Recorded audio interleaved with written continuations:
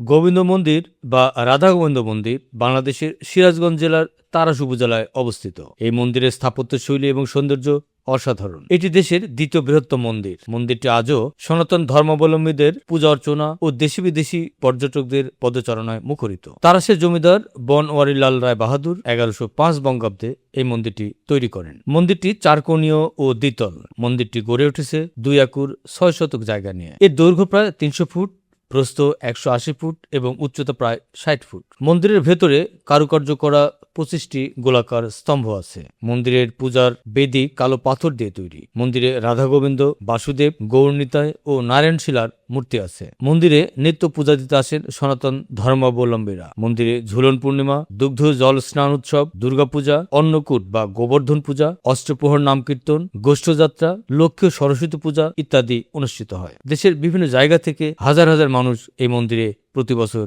আগমন করে।